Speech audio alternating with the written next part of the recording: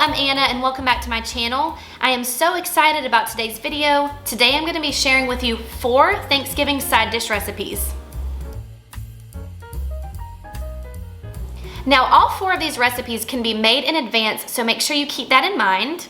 This video is also in collaboration with my friend Jeanette. She is hosting an open collaboration with so many other YouTubers, and we are all coming together and sharing our favorite Thanksgiving recipes. So I will have that playlist also linked below. Okay, first up is green bean casserole, and y'all, this is so easy to put together. It requires no skill, so if you're in charge of bringing something to your Thanksgiving gathering and you don't really like to cook, make this and I promise everyone is going to love it. So in a large bowl, you need to start off with 2 cans of cream of mushroom soup, and then we're going to add in 1 cup of whole milk. Next, you're going to add some salt and pepper to taste. I did maybe a teaspoon of each. Stir it together really well, and then we're going to add in 4 cans of green beans drained.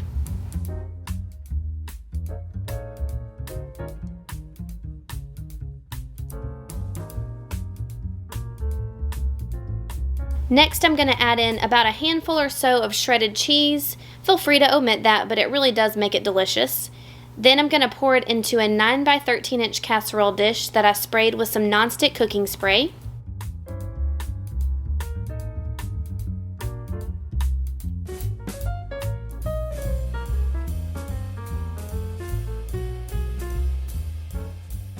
And finally, we're going to add an entire container of French's crispy fried onions. Spread that out nice and evenly, and now we're going to bake it at 350 for about 40 minutes. Y'all, this green bean casserole is so delicious and easy to put together. I really think that you and your family will love it. Our next Thanksgiving side dish is my #1 favorite of all time, sweet potato casserole. One thing that I always do when I make sweet potato casserole is I roast the sweet potatoes instead of boil them. I find that when you boil them, it takes all of the flavor out, and plus it's just so much extra work. So take my advice and just roast your sweet potatoes. It makes it so much easier, and they do taste a lot better. What I have here are about 2.5 pounds of sweet potatoes. I roasted them in a 350-degree oven for a couple of hours or until they were really soft. Then I let them cool slightly just so I could handle them. And in a large bowl, I just scooped out all of the flesh. Next, I added in a 1/4 cup of white sugar and a 1/4 cup of brown sugar. And then I added half a stick of really soft butter, and I mixed it really well. After that, I added in 2 eggs. Next, I added half a teaspoon of salt and a 1/4 cup of whole milk. So today I did a half batch of sweet potato casserole, so I only used a 2-quart dish, but down in the description box, I'll have the measurements listed for an entire batch, and for that you need to use a 9 by 13 inch casserole dish. I also waited until the next day to bake this, so all I did was I poured it in my casserole dish and I covered it with some foil and I popped it in the fridge overnight, and the next day I finished it.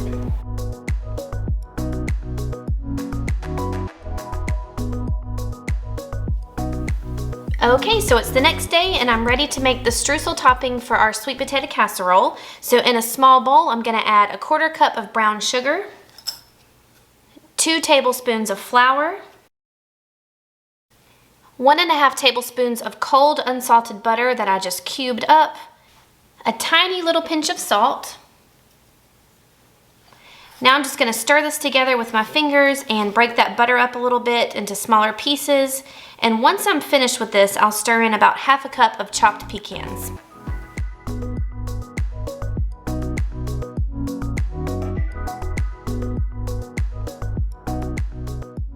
Alright, I have all of my pecans mixed in there, and of course feel free to omit the pecans if you don't like nuts, but in my opinion it makes it so delicious because they get really nutty and it's a good little crunch factor on top.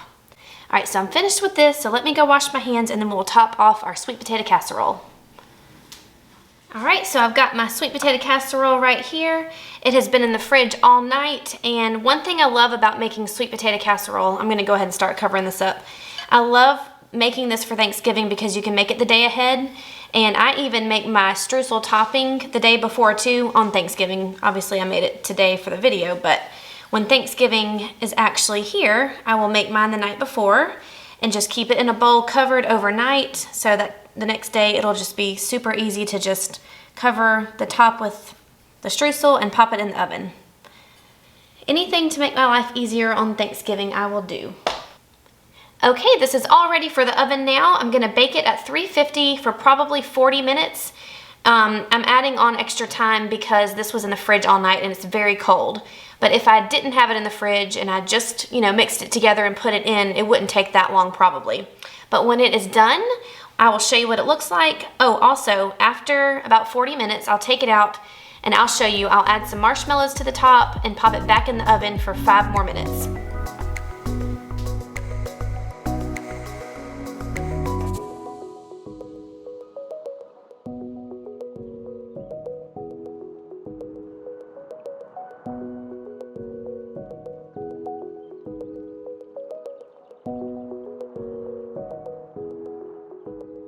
I cannot put into words how delicious this casserole is, y'all. I've been making it for years now and it's everybody's favorite and it was so easy. So if you try this recipe, please let me know how your family likes it.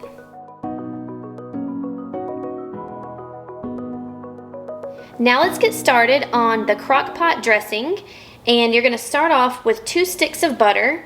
Now I'm using salted butter because I don't have enough unsalted, or else I would totally use unsalted, but I'm going to keep in mind that there's already salt in this butter, so I'm not going to add much in a minute when I add salt and pepper.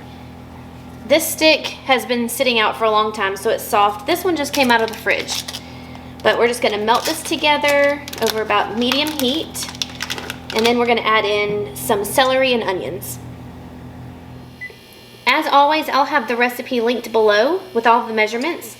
Now I'm going to add in some celery and onion.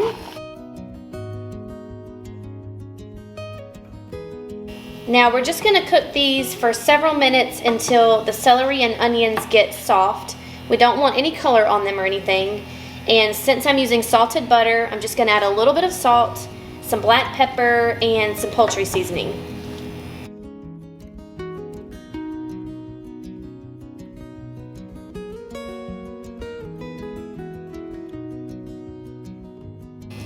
The recipe calls for 2 teaspoons of poultry seasoning.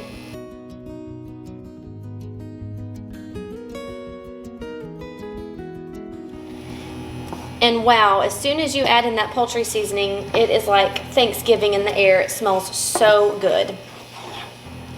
So I'll just let this continue to cook here for a few more minutes until the veggies get soft, and then I'm going to set it aside to cool completely. Alright, it's time to start adding everything to the crock pot. So I've got that ready. I'm going to spray it with some nonstick cooking spray. Now the recipe says to mix everything together in a separate bowl and then just pour it in here. But I don't see the point in that, so I'm just going to mix everything together in here because I don't feel like dirtying up another bowl. So we're going to start off by adding 12 cups of cubed bread that's been dried out. The recipe that I'm linking below will give you options on how to do that. What I did was I chopped mine up myself this morning and I let it sit on my counter just on a towel for several hours. And then I read the recipe and it said if you choose to do it that way, you probably should do it the day before and let it sit out like literally 24 hours to get completely dried out, but it is what it is. Most of mine are pretty crispy, like on the side, but some of them are a little soft, but I think it'll be just fine. Okay, that's all of my bread. Now I'm going to add in my cooled celery and onion.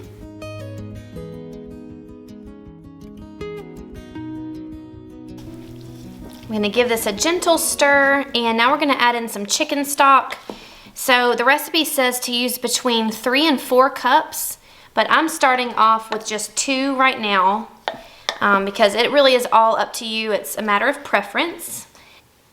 So I'll start by adding a little bit, then mix it together, and then I'll add a little bit more, just until I'm at my desired consistency.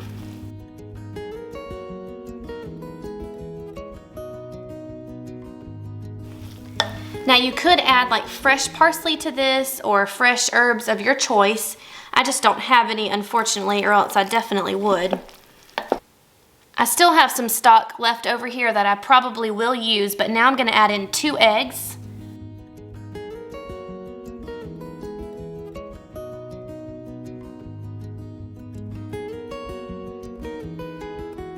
All right, and I'm just gonna add a splash more stock. So I think in total I used almost 2 cups, not quite, maybe like 1 3/4. But it is up to you how dry or moist you like it. So I see here, I'm looking at the recipe, and it says to cover and refrigerate overnight if you're making ahead of time. So that's probably why she says to mix it in a separate bowl. So do that if you want to make yours a day ahead, and then just pop it in here the next day. But I am making mine tonight, so I'm going to go ahead and cover this up and cook it on high for 30 minutes. And after 30 minutes, I'm going to reduce the temperature to low and cook 3 to 4 more hours. So when it's done, I will show you what it looks like.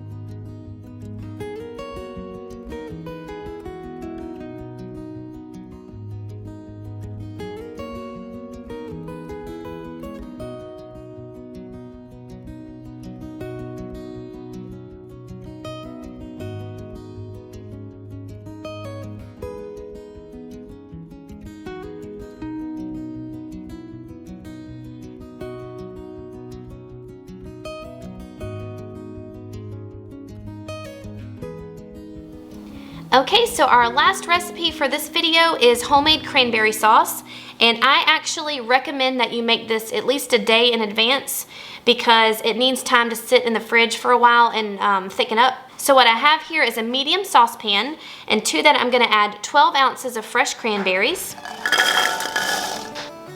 1½ cups of water,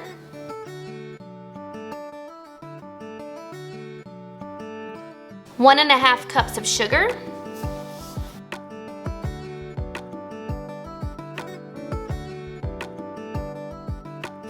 now I'm gonna add in 2 shredded apples,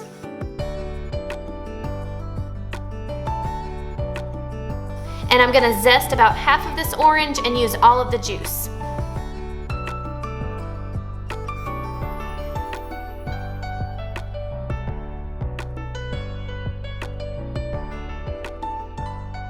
Now I'm just gonna stir this all together and cook it on medium heat, and once it comes up to a boil, I'm gonna let it simmer for about 15 minutes.